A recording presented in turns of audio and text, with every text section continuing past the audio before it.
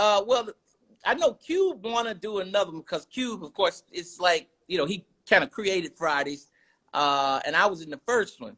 Yeah. And Cube, after I did the first Fridays back then, I never thought about doing sequels. I always wanted to do a good job and keep moving to the next movie.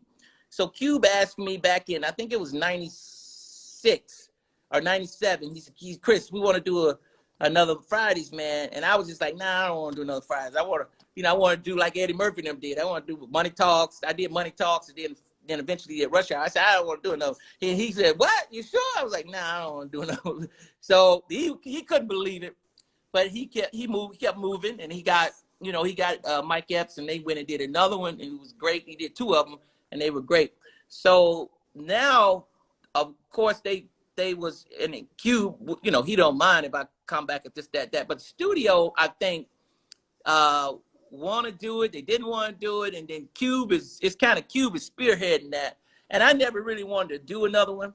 And I always said, because I know my fans love the movie so much, they always bring it up. I said, well, if they come to me with a great script, great idea, I'll definitely consider it. But I said, it's been so long ago, and that character became such a great character. I don't want to mess it up unless it's really something good and we can really make it better, Yep, I got it on my shirt.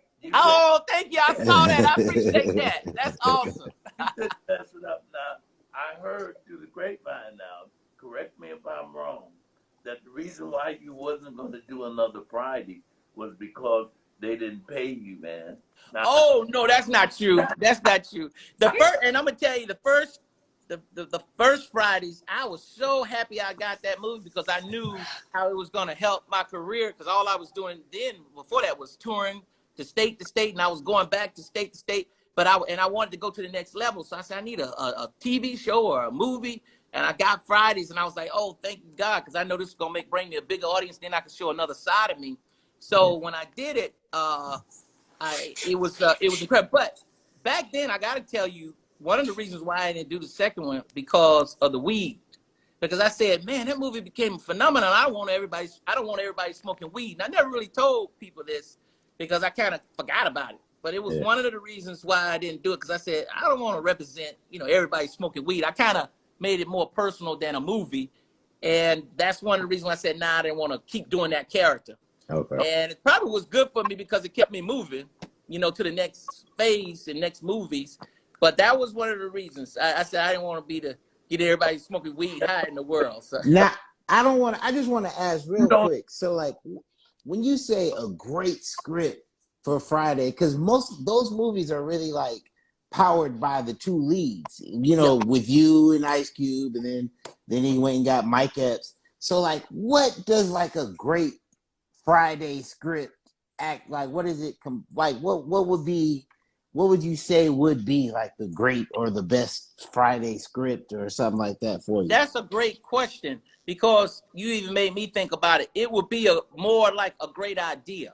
Like this idea, this is the next level of where these characters will be at and go, that it'll make sense to the audience, make sense to everybody, makes sense to the story out of all those movies. They had one in between. Yeah. They had 2. So 3 movies. So where will we be and what's going to be going on? It just can't be like jokes. It has to be a logical, I got you. Those are the movies that last, if you do sequels, because they're hard to do, but if you do that, you got to really think it out and then make it make sense. So those are the things. And then once you get those things together, the elements together, then you can come up with a kind of the dialogue and all that stuff. Yeah.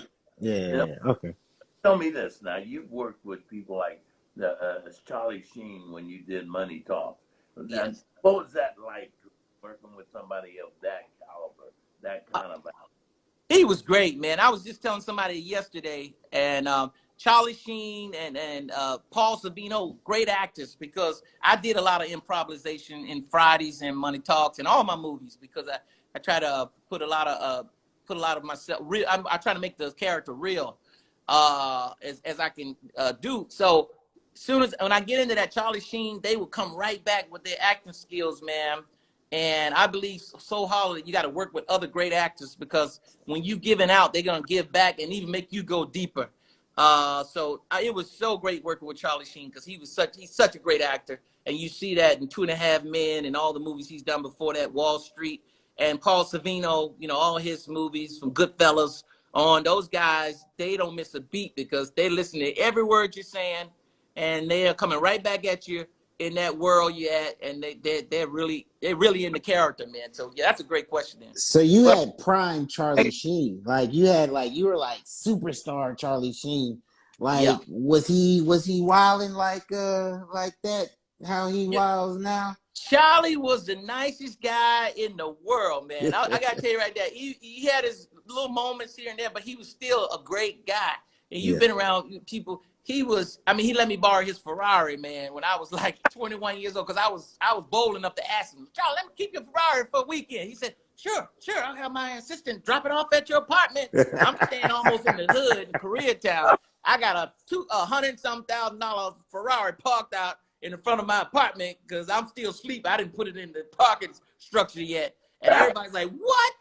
This is Charlie Sheen. That's how nice of a guy he is and was back then, man. So I would always, have a lot of love for Charlie because how well he treated me. And he's still, to me, just the biggest star, biggest heart in the world, man.